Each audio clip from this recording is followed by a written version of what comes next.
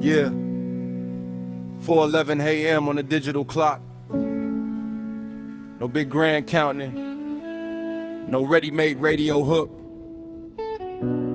Just the sound of the rain hitting the fire escape outside the brick window. When the rest of the world goes black, your thoughts turn into heavy colors. Let the reel spin. Look.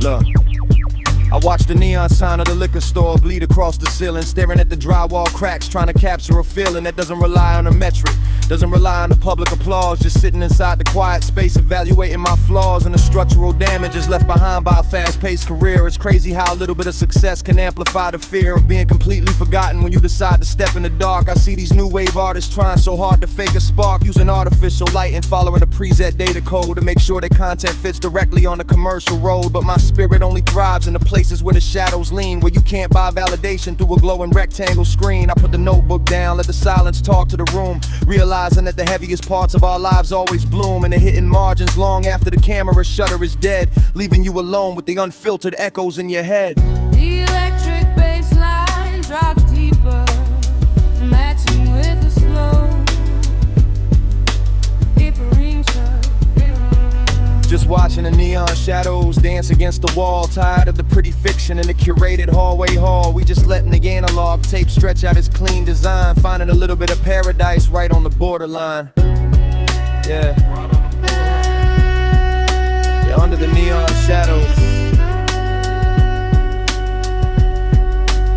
right on the borderline.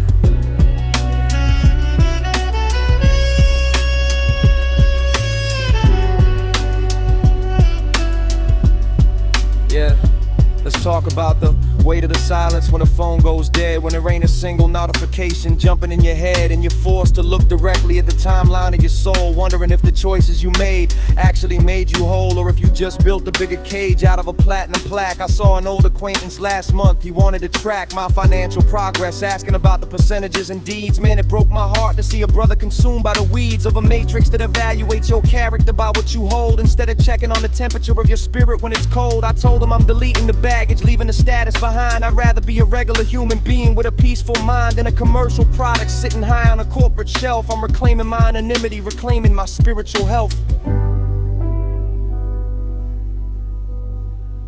And you can build a kingdom out of concrete and chrome, but if your heart is frozen, you're just standing in an empty home. The world wants the polished finish, wants the edited view, but the magic is hidden directly in the unpolished you. Keep the noise in the tape. Listen.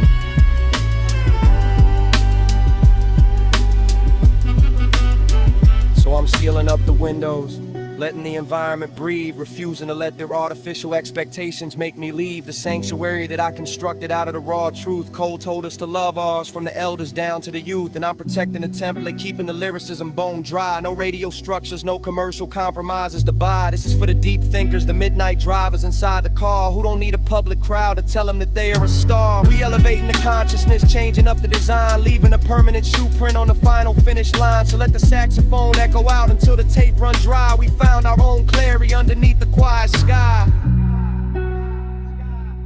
Yeah, neon shadows. Nothing else needed tonight. Just a raw atmosphere. Shut down the recorder. Peace.